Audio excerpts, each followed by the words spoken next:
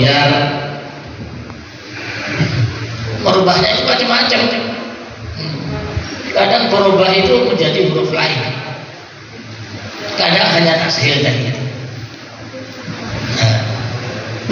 Misalnya haulai in kuntum shadiqin.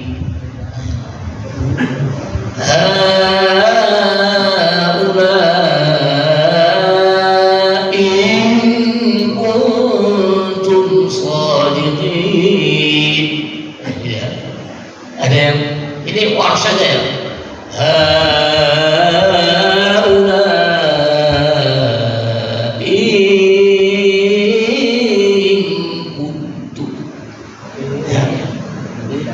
Ada lagi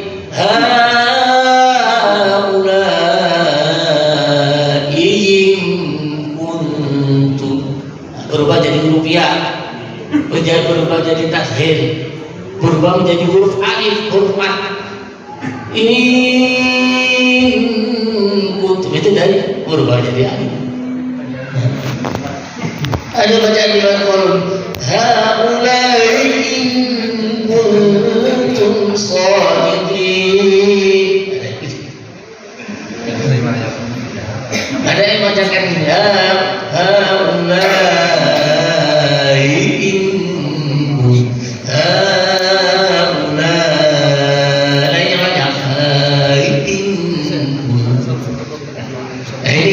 ini bacaan-bacaan huruf hamzah yang mughayyar, berubah menjadi ya, berubah menjadi, kadang-kadang berubah menjadi wawu, berubah menjadi wawu, awun zil misalnya, awun zila, awun zil misalnya.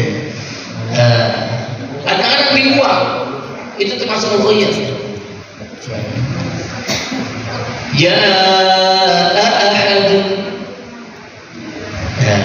ya ahadun, itu baca ya ahadun, gitu. Beginilah yang namanya perubahan huruf hamzah yang sering disebut sebagai hamzah mughayyar.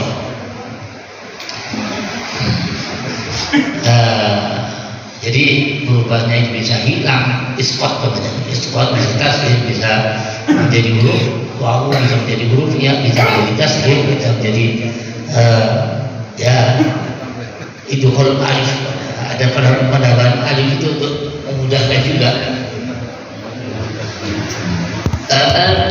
Anzartahum, anzartahum, anzartahum, anzartahum, anzartahum.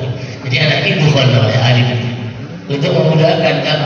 Kalau dibacakan kan mudah daripada lebih mudah iya. Tadi apa? Lupa ya. Soalnya ada tuh. Kalau bacaannya belum mumtaz ya, masih iya. Bacaannya belum baik.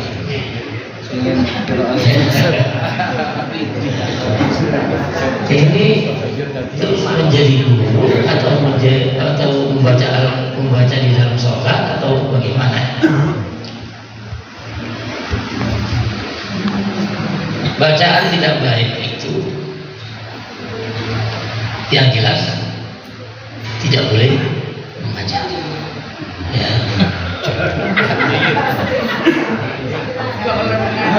Nanti dulu.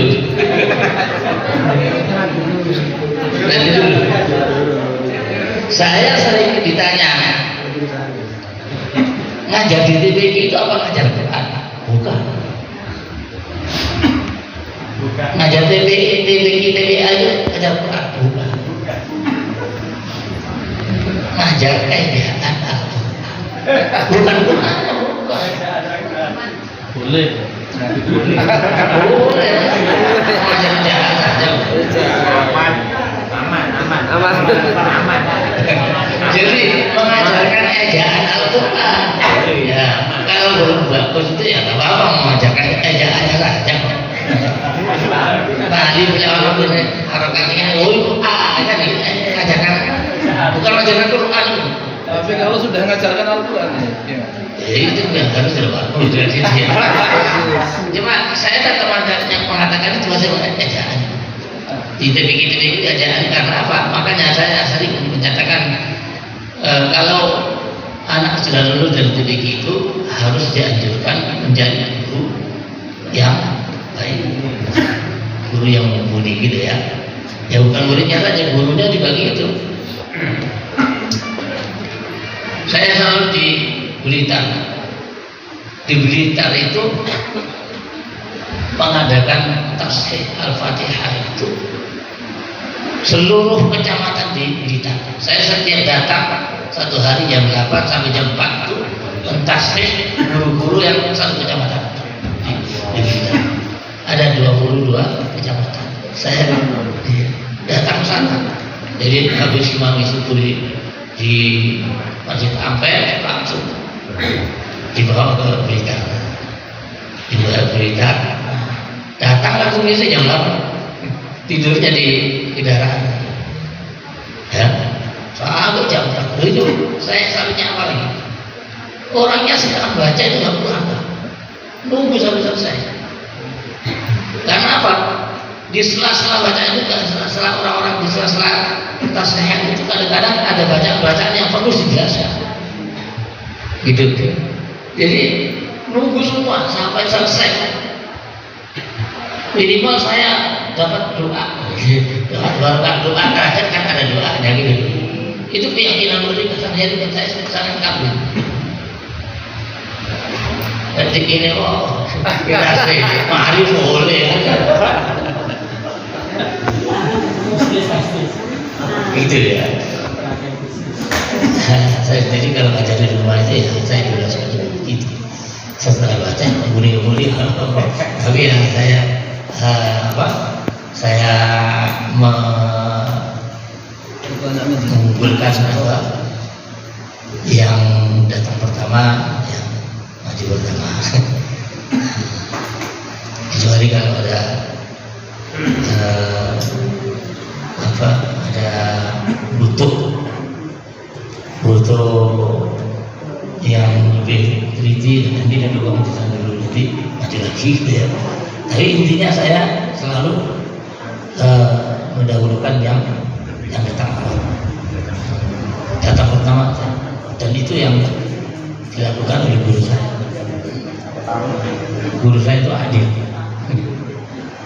Saya selalu datang duluan. Kawan saya itu orang alim, orang top, saya ahli astronomi. Itu selalu di belakang saya. Karena datangnya orang lambat. Karena beliau orang sibuk, saya kan orang pengangguran. Pasti datang duluan kan. Itu adilnya guru saya. Bayangkan, saya belum ke Mekah itu ya, belum berangkat ke Mekah. Saya ada sembunyi segala orang. Bukunya, kitabnya itu Rawa'i'ul Bayan. Jadi kan saya hapus di IAIN dulu. Ya, dulu namanya IAIN. Betul kenapa? Saya ada sembunyi ahli tafsir. Nah, begitu saya di Mekah, jadi kocok. Tapi saya tetap memperlakukan beliau seorang syekh. Guru saya tetap berguru. Ya. Saya anggap guru saya juga di bidang yang lain. Saya banyak bertanya tentang ilmu-ilmu yang lain mulai syiah sembunyi. Tapi urusan store Al-Quran, ya, kawan. Urusan setelah Al-Quran. Itu tadi contohnya orang yang alim itu seperti itu. Masih mau ngaji saya baru ngaji. Sekaligus memberikan satu contoh. Orang alim di sana itu mau belajar. Orang sudah sealim itu masih belajar. Begini, pinter dia sebelum belajar. Wah, harus pinter orang belajar. Ya. Syiahnya sembunyi itu karyanya banyak. Ada Mukhtasar Ibnu Katsir, Mukhtasar At-Tabari, ada Khobasa itu 10 jilid tafsir itu. Ya. Ada Rawa'i'ul Bayan, ada Sofatul Tafasir yang terkenal itu 3 jilid itu. Oh banyak sekali. Baru wafat 2 tahun yang lalu. Ya, wafatnya di Turki. Sudah ya. Nama dari mana? Cerlawi bentar lagi. Nama saya Abdullah Mujib Yai dari Ganjaran. Abdullah Mujib dari Ganjaran. Ya.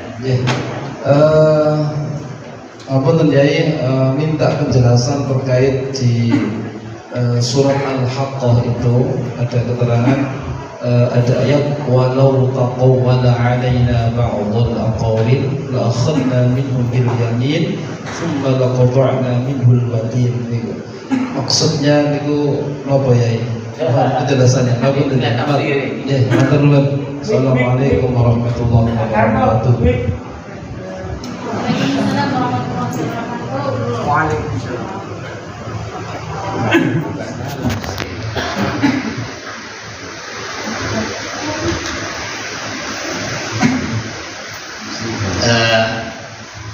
Ini kalau tak saya nggak selesai, terlalu panjang nanti penjelasannya. Ya. Yang lain aja, pertanyaan yang lain. Saya ini pakai ya. Buka salam. Bismillahirrahmanirrahim. Assalamualaikum warahmatullahi wabarakatuh. Nama saya Pak Yai, nama saya Nurdin. Nurdin dari Bekasi, Ustaz. Nurdin. Samping bapak saya. Ini Ustaz, saya mau bertanya, ada sesuatu yang ingin dijelaskan sampai Yai berkenaan dengan muamalah.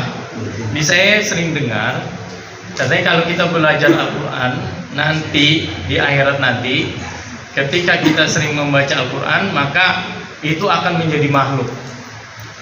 Al-Qurannya itu berubah menjadi makhluk. Saya minta penjelasan apakah makhluk yang seperti apa, yang apakah buruk rupa atau yang bagus wajahnya. Jangan-jangan kita dapat yang tidak bagus. Bagaimana caranya gitu Ustaz? Yai, itu yang pertama. Yang kedua itu pada zaman sekarang ini kan ada juga yang orang itu masih bertapa di gua, Apakah itu mencontohkan Rasulullah ketika Rasulullah berada di Gua Hiro? Itu aja Pak Yai, makasih. Assalamualaikum warahmatullahi wabarakatuh.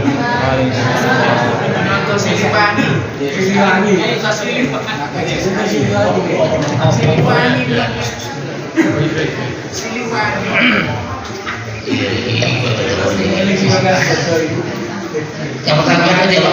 Makhluk Ustaz. Oh iya. Apakah orang baca Al-Quran itu nanti akan menjadi makhluk, berubah menjadi makhluk pahalanya? Memang secara umum Al-Quran itu termasuk amalan ya. Membaca Al-Quran itu termasuk amalan jadi ya. Jadi al-mu'abbad bitilawatihi, Al-Quran itu membacanya bernilai ibadah. Semua bentuk ibadah itu menghasilkan amal perbuatan yang nantinya akan berubah menjadi makhluk yang susah digambarkan, nggak bisa kita gambarkan karena makhluk termasuk makhluk gaib, hanya sifat-sifatnya saja. Ya. Kalau itu amalan itu baik, walaupun baca Al-Quran kalau tidak baik, ya menjadi makhluk yang tidak baik. Banyak orang baca Al-Quran itu ya hanya surah dengan banyak yang begitu. Secara umum amalan-amalan manusia, amalan-amalan yang kita lakukan termasuk bacaan Al-Quran, semua amalan itu nanti akan berubah menjadi makhluk yang akan kalau amalannya itu amalan baik, akan menjadi makhluk yang baik yang akan menemani kita baik di alam barzakh, terutama di alam barzakh. Begitu wafat dikuburkan di dalam kubur, langsung yang namanya amalan datang. Ya, amalan datang yang sifatnya itu kalau amalan itu amalan baik itu akan menghibur dan menjadi pelayan, menjadi apa saja yang disukai oleh ayat itu. Nah, makanya biasanya digambarkan baunya wangi. Kita kan bisa menggambarkan wangi itu. Kadang-kadang orang bau wangi yang benar wangi ini kayak enak. Ya pokoknya amalan itu berubah menjadi makhluk yang menyenangkan, itu saja yang menyenangkan.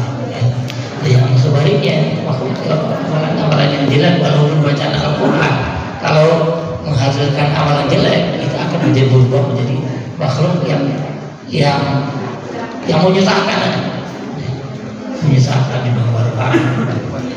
Badori awalnya ambune enak, ambune buadek ya. Terus gak karuan gambarannya. Itu gambaran betapa enaknya. Jadi itu termasuk hal-hal yang biasanya ukuran ukuran gambaran hal gaib itu ya, malah ainun ra'at wala udhun sami'at wala khatara ala qalbi bashar. Sama dengan surga itu. Surga itu apa ya? Yaitu malah ainun ra'at wala udhun sami'at wala khatara ala qalbi bashar. Betapa baiknya, betapa bagusnya ada di dunia ini. Yang pernah dilihat paling surga ya, nggak boleh digambarkan seperti jauh lebih baik dari itu ya. Jadi mana ainun ra'at wala udhun sami'at wala khatara ala qalbi. Dibayangkan dengan mata saja tidak bisa, dibayangkan dengan mata yang pernah memandang nggak bisa, dibayangkan dengan telinga yang pernah mendengar tidak bisa, dibayangkan dengan lintasan hati saja nggak bisa. Itu tadi amalan-amalan yang ada di kuburan, yang di alam barzakh, yang berubah menjadi makhluk yang repot kita gambar. Ya barzakh, di alamnya barzakh sendiri sudah repot gambarkan, kita gambarkan alam barzakh tidak repot. Ya, orang yang di alam barzakh, saya sering memberikan dorongan semangat kepada orang-orang di pengurus NU itu misalnya ya. Itu jangan barangan menjalankan organisasi termasuk dengan Al-Quran ya. Karena apa? Pendiri-pendirinya itu melihat, menyaksikan apa yang kita lakukan itu disaksikan mereka. Kalau nanti kita sembarangan melaksanakan organisasi Jamiatul Quran misalnya, kita jalankan dengan seenaknya, curang misalnya, terus didoakan oleh yang pendiri-pendirinya, didoakan jadi celaka kualat nanti. Makanya kalau sudah jadi pengurus Jamiatul Quran itu harus ikhlas betul. Kalau nggak ikhlas nanti itu kualat, bukan kualat, doanya mereka itu masih banyak menyaksikan. Dan orang-orang yang hidup di alam barzakh itu juga tembus dimensi ruang dan dimensi waktu sama dengan tadi itu saya sampaikan. Artinya apa? Katakan Kiai Hasyim Asy'ari di sana menyaksikan ada begini, ya, menyaksikan itu sama dengan kekuatan menyaksikan kegiatan masa kita bisa begitulah alam barzakh. Sama dengan sampai ziarah, saya sering menggambarkan ziarah di Ampel itu. Ribuan orang datang semua. Semuanya itu disaksikan oleh saya. Senang. Apa nggak kualan? Mau sama kayak? Enggak. Itu yang makna dari tembus dimensi luar. Ya. Orang banyak semuanya. Itu aja sebut dimaksudkan nikmatan di alam barzakh. Ya. Yurzaquna. Ya. لا تقولوا إلى سبيل الله بل أحياء ولا نقول ولا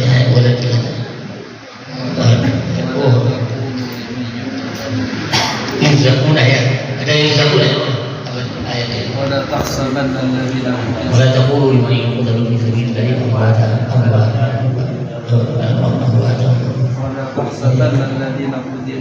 enggak, itu enggak ada tulisannya yurzaqun. Wala taqulu liman yuqtalu fi sabilillahi amwata ya walakin la tashurun. Ya. Itu menggambarkan orang yang hidup di alam barzakh itu, ya, mereka orang yang dikatakan berahya, hidup di alam barzakh itu, mereka hidup, kenikmatannya itu sempurna, yurzaquna, diberi rezeki di alam barzakh itu kan diberi rezeki. Maksudnya diberi rezeki itu seperti kalau kita hidup di dunia pangan enak, berlaku nanti kan gitu ya. Satu contoh saja, kita jalan di dunia, jalan-jalan keinginan Jakarta, itu si kalau duwe, si numpak kendaraan pegel kan gitu ya. Itu namanya nggak ada kenikmatan itu. Jadi kalau di alam barzakh itu, aku kepingin Jakarta, usah ke Jakarta. Nah, itu kan itu namanya yurzaquna. Ya. Mereka diberikan rezeki di alam barzakh, diberikan rezeki yang sempurna. Yang di dunia itu parkir, bayar, pegel apa? Jadi enggak begitu kepingin ke Jakarta langsung ke Jakarta. Ya. Begitu menyaksikan cucu-cucunya. Nah, kalau di dunia satu-satu, wah sejina gede, makan sejina gede, kalau di teluk aku sejina ya. Nah, itu kan satu-satu. Kalau di dalam barzakh semuanya tidak ada. Dalam waktu yang sama semuanya didatangi oleh orang yang dikatakan hidup di dalam bahaya ta'am. Ya, kalau yang walak sebenarnya bisa buat orang dia kita bersyukur. Ini yang walak taqulu liman yuqtalu fi sabilillah.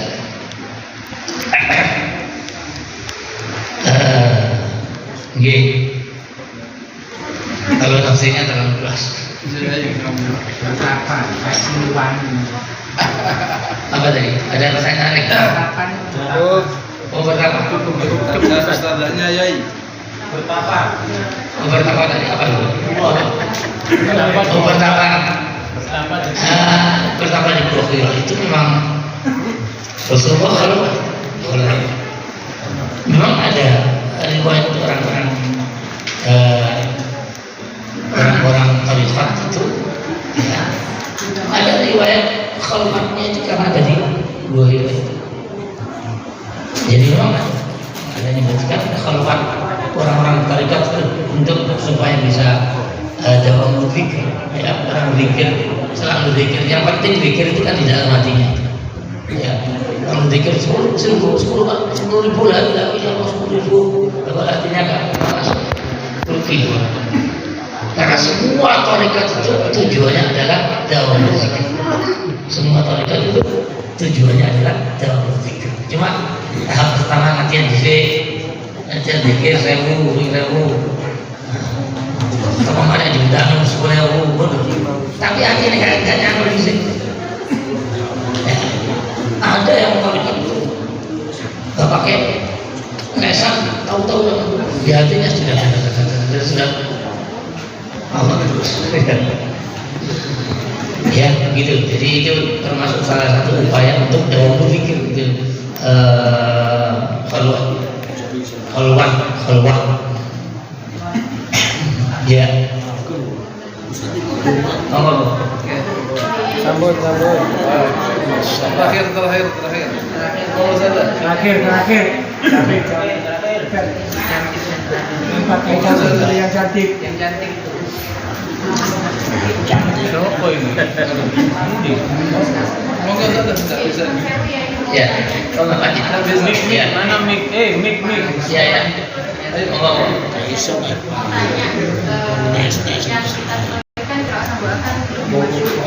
Apa? Qiraat Sabah kan sudah lebih masyhur gitu. Yang mau saya tanyakan, kenapa qiraat Sabah lebih masyhur dari qiraat Asr yang kedudukannya juga mutawatir. Ya. Baik, bagus pertanyaan. Kenapa qiraat Sab'ah itu yang lebih masyhur daripada yang lain gitu ya? Begini. Yang pertama, sosok Abu Bakar Ibn Mujahid itu yang penting kita ketahui. Saat itu guru yang paling mumpuni saat itu adalah Abu Bakar Ibn Mujahid. Saat itu yang paling mumpuni saat itu ya, bukan Ibnu Jazari kan di belakangan ya. Nah, ini saat itu Abu Bakar Ibn Mujahid itu yang paling mumpuni terhadap ilmu qiraat, sehingga orang banyak belajar ke sana. Muridnya menyebar kan gitu ya. Karena menyebar itu akhirnya terkenal yang qiraat itu hasil karya dari Ibnu Mujahid. Yang kedua, di antara murid-muridnya Ibnu Mujahid itu ada yang mampu meringkas qiraat 7 itu menjadi bait-bait syair yang terkenal, Hirzul Amani, yang jumlahnya 1000 lebih, 1070. Itu bait-bait syair yang digubah oleh Ibnu Firah namanya, pengarangnya itu muridnya Abu Bakar Ibn Mujahid, bukan murid langsung, murid riwayat juga.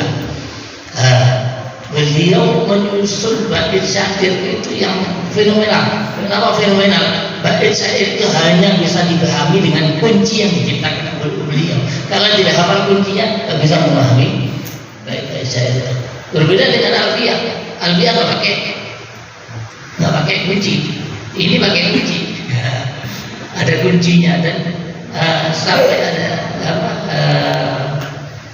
saat itu terkenal pengarangnya itu begitu mendapat satu bait syair toh apa di hitungannya apa di hati ya, begitu dapat satu bait syair selesai karang lagi, dapat satu bait terakhir lagi gitu. Jadi diberi hati ini namanya ya, diberi hati, akhirnya bermanfaat. Kitabnya juga lebih terkenal Hirzul Amani daripada Abu Bakar Ibn Mujahid. Yang terkenal justru ini Hirzul Amani daripada Ibnu Mujahidnya. Karena bait-bait syairnya itu indah dan menakjubkan, akhirnya setiap orang yang belajar qiraat itu selalu diawali dengan belajar Hirzul Amani. Di mana-mana di Al-Azhar sendiri kalau mau belajar qiraat itu harus menghafal dulu Hirzul Amani. Itu loh. Jadi akhirnya terkenal qiraat 7 itu. Padahal yang qiraat yang mutawatirnya yang lainnya juga masih banyak. Ada qiraat asyara, ada qiraat arba'at asyara, ada qiraat zamaniyah, qiraat salasa, qiraat arba'ah gitu ya. Tapi yang lebih terkenal qiraat 7. Saya kira gitu ya. Cukup. Baik. Mudah-mudahan apa yang saya sampaikan ini bisa menjadikan ilmu yang bermanfaat untuk semuanya, dan kita bisa lebih meyakini kebenaran Al-Quran. Baik, وصلى على حضرة النبي المصطفى سيدنا محمد شفيعنا وقرة أعيننا مولانا محمد صلى الله عليه وسلم بشرف سيدنا ووالدنا ووالدنا ورسولنا وقرآن وتمنينا له الفاتحة. أعوذ بالله من الشيطان الرجيم. بسم الله الرحمن الرحيم. الحمد لله رب العالمين الرحمن الرحيم مالك يوم الدين إياك نعبد